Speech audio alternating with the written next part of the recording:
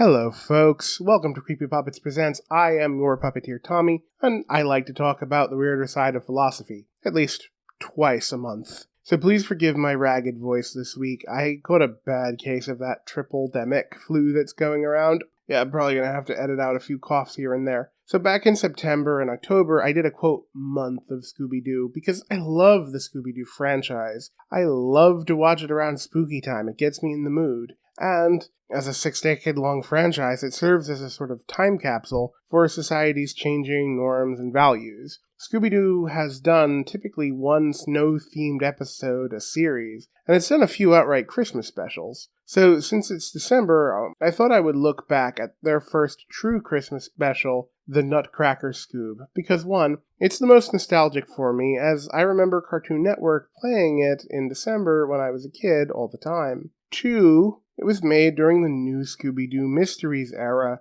right in the middle of the development of the nearly canon Shaphne ship, which I am very much into. So I deliberately avoided watching this show during my series recap rewatch so that I could watch it now and get my reaction into the script. Okay, well, that was definitely not what I remember, so let's talk about it a little. Part 1, Plot Summary and Review. Spoilers, obviously. So the regular cast of the new Scooby-Doo Mysteries, which is Daphne, Shaggy, Scooby, and Scrappy, are reunited with Fred, specifically, not Velma, to help an orphanage put on a production of a Christmas pageant. It's probably supposed to be the Nutcracker, which is why Scrappy is dressed as a sugar plum fairy and also the title of the episode, but then Shaggy is playing Scrooge? Best I can figure, the pageant's some kind of compilation. Anyway, the woman running the orphanage, her name is Featherwig, first of many Christmas Carol references. The dialogue implies that Fred came to help the orphans with the pageant and invited the others, which is all kind of interesting. The production is threatened by one Winslow Nickleby, very deliberately a Scrooge XB. Of course, he even says humbug. And he, of course, says it wrong, because humbug is an old-fashioned word for fraud.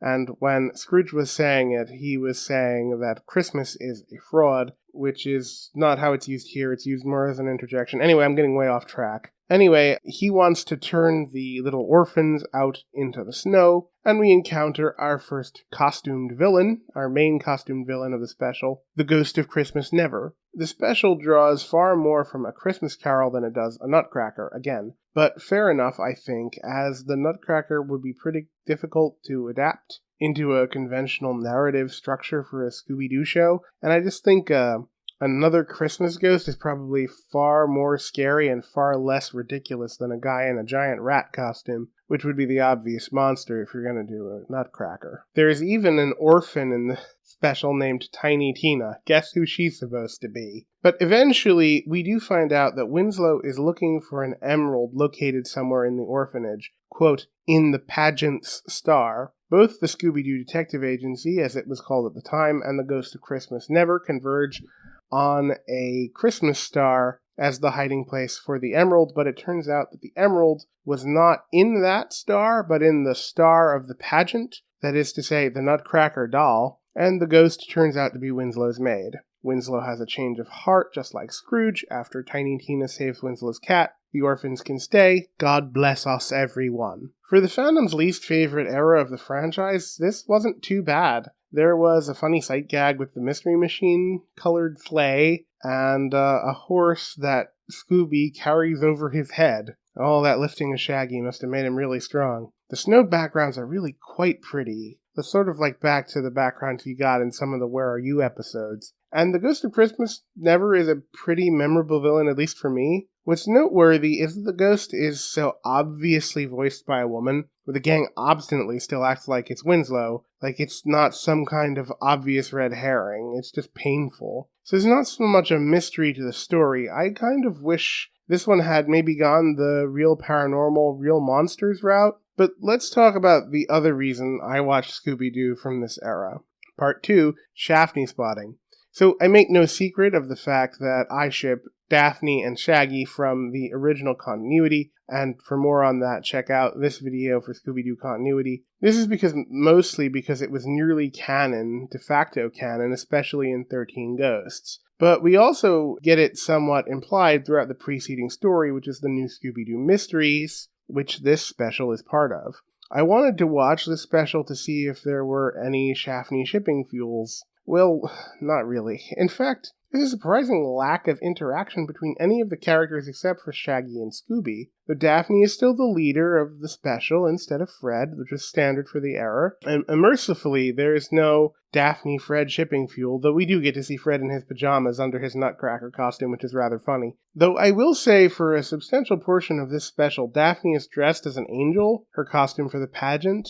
And in her one reaction with Shaggy, she's literally pushing Shaggy and Scooby back onto the mystery. Daphne is Shaggy's angel, pushing him to solve the mystery. Yeah, I know it's a stretch, but I want my fix, damn it. Part 3. Nutcracker Scoob and its place in Scooby Doo continuity. So the weirdest thing about this special is nothing in the special itself, but I think this place in Scooby Doo history, and I couldn't stop thinking about it. See, this isn't just an episode of the new Scooby Doo Mysteries. This is the last episode of the new Scooby Doo Mysteries, which was followed by 13 Ghosts, which was cancelled before the soft reboot of Pup and then the hard reboot of Zombie Island.